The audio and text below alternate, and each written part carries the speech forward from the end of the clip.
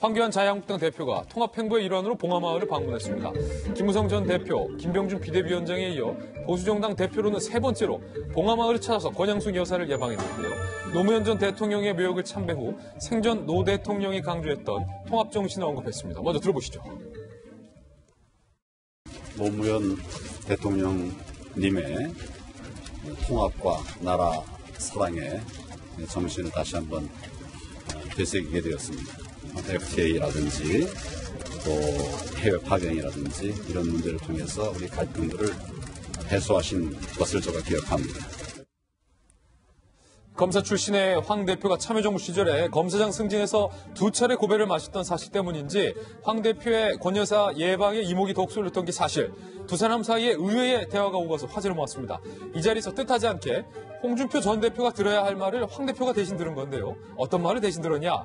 지난 2008년 홍준표 전 대표가 한나라당 원내대표 시절에 노정 대통령처럼 아방궁을 지어서 사는 사람은 없다라고 말한 내용에 대한 권 여사의 생각을 이번에 들은 겁니다. 권 여사의 대답은 참 잘 지은 집이다. 아방궁이 맞는 것 같다. 이에 좌중이 웃음바다였다라는 후문인데요. 아마도 황 대표님이 농담 잘 못하시는데 적잖이 좀 당황했을 것 같아요. 그러면서 권 여사는 국가에 돌려준다는 생각으로 지은 집이지만 그래도 떠날 때 섭섭했다며 아쉬움을 드러내기도 했습니다. 권양숙 여사가 집 규모가 애매해서 둘러볼 곳이 없고 살림하고 있기엔 애매한 크기다라고 하니까 황교안 대표가 도 전 대통령께서 계셨던 그대로 보존하는 것이 제일 좋은 것이다. 그러면서 그래도 참 잘 지은 집 아방궁이 맞는 것 같다. 사실은 아방궁 요거 정치원 의원님 뼈 있는 농담 아니겠어요? 예, 그때 한나라당 시절에 당시 홍준표 대표가 노무현 대통령이 퇴임 후에 낙향해서 뭐 소박하게 사시겠다라고 했는데 실제로 지은 집이 거의 진시황의 아방궁 대궐이다. 그렇게 좀 빗대서 비난을 한 적이 있죠. 예. 그게 아마 좀 마음이 아프셨나 봅니다. 예. 실제로 예. 보면은 아방궁까지는 아니잖아요. 아, 그럼요. 예. 예. 뭐 아방궁은커녕 그냥 이제 개인 집으로는 한옥 퓨전식으로 지었는데 개인이 살기에는 조금 이 마당이 있고 관리해야 될 때가 좀 많아가지고 조금 거추장스럽긴 한데요. 지금도 거기 사시지도 않아요. 그 옆에 있는 그 양식 건물에서 지금 살고 계시고요. 거기는 그냥 관람하는 코스로 지금 돼 있죠. 그렇군요. 김배은 박사님, 사실은 황교안 전 대표의 발언이 살짝 바뀌었어요. 노무현 정부 때 검사장 승진이 됐다. 라는 이야기를 평소에는 좀 했었는데 어제 가서는 과거는 좀 있겠다. 발언이 좀 바뀐 것 같아요. 네, 그럼에도 불구하고 일단은 자유한국당 대표로서 통합의 정신을 기리기 위해서 이 노무현 전 대통령 사저를 방문했던 건 큰 의미가 있는 것 같고요. 아마 가 있는 내내 마음이 조금 복잡하지 않았을까라는 생각이 듭니다.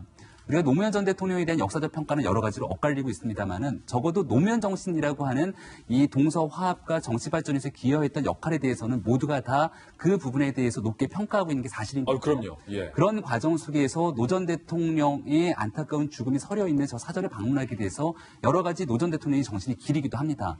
근데 역사상으로 지금 아직까지 평가가 정확하게 이루어지지 않은 두 명의 대통령이 있는데 지금 현재 감옥에 있는 이명박 전 대통령, 박근혜 전 대통령 두 명의 대통령이 있습니다.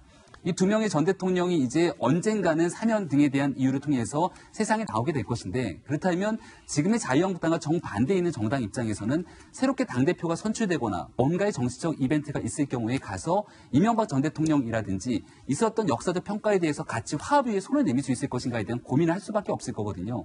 지금도 황교안 이 신임 당대표에 대해서 얼마 전에 전당대회 과정 속에 그 감옥에 있는 박근혜 전 대통령이 메시지를 전달하는 유영하 변호사가 나와서 속된 말로 우리 사람 아니다라는 식의 이야기를 끄집어내지 않았습니까? 예. 그런 과정에서 노 전 대통령이 사죄를 찾는 황 대표의 마음이 굉장히 복잡했을 것 같다는 생각이 드는데요. 이렇게 적극적인 행보를 보이고 있는 만큼 국민 통합에 대해서 한 걸음씩 조금 진전할 수 있는 여야 정치권의 노력들이 있으면 어떨까라는 생각이 저는 진하게 들었습니다. 노무현 전 대통령 이야기 나온 김에 이명박 전 대통령이 보석을 신청한 바 있습니다. 호흡곤란으로 사실은 생명에 지장이 있을 수도 있다라는 이유를 근거로 들었는데 손소 변호사님, 오늘 보석을 해줄지 말지 이제 최종 결론이 나는데 검찰 측에서는 이거 보석 말도 안 된다라고 하지만 어쨌든 결정은 검찰이 하는 게 아니니까 네. 어떻게 될까요? 이명박 대통령의 보석 신청을 받아들일까요? 아니면 기각이 될까요? 사실 정치적인 고려도 일부 뭐 검찰 단계에서 있을지 몰라도 법원은 사실 그렇게 하면 안 되는 거거든요. 예. 그래서 실제로 이명박 전 대통령이 현재 구치소에 있을 수 있는 상황이냐, 아니면 정말 구치소에 있다가는 큰일 날 수 있는 상황이냐, 이 부분을 객관적으로 볼 것으로 보이고요. 다만 기준이 오락가락하면 안 돼요. 예. 그래서 그동안 정치인, 특히 전직 대통령 급의 어떤 그 엄청나게 그런 유명한 인물이 아닌 일반적인 경우에도 과연 그 연령에 그러한 질병을 가지고 있을 때 과연 어떻게 법원이 결정했는가, 이런 부분까지 꼼꼼히 따져서 특혜 시비 또는 역차별 시비 둘 다 일지 않도록 법원이 결정할 것 같습니다. 예, 주홍춘 의원님, 호흡곤란, 무호흡 증세가 보석의 사유가 되는지. 저번에 돌직구쇼에서 최초로 제가 뭐 말씀을 드렸습니다. 여러 최초 공개하고 계세요. 예. 종천 무호흡증. 예, 무호흡증에 양압기가 없으면요, 1시간에 한 번 정도 깹니다. 잠도 깊게 못 자고요. 그래서 아침에 일어나면은 뭐 멍합니다. 아침 9시 반만 되면 졸립니다. 예. 그래서 정상적인 생활이 안 돼요. 근데 양압기가 들어갔는지 여부는 모르겠습니다만이라고 저번에 얘기를 했는데 그 이후에 기사를 보니까 양압기가 들어가 있대요. 그렇다면 제 경험상으로는 일단 자는 데는 큰 문제는 없습니다. 예. 오히려 깊은 잠 잘 수 있는데 양압기 뒤에 보면 SD 카드나 IC 칩이 있어요. 그거 뽑아가지고 PC에 장착해서 분석을 해보면 수면의 깊이 정도, 또 혈압, 맥박스 뭐 이런 게 다 나옵니다. 그거 가지고 판단하시면은 과연 지금 이명박 대통령의 현 상황이 어떤지 객관적으로 다 증명이 될 겁니다. 예. 네 번째 앞을 주인공도 소개를 해드리겠습니다.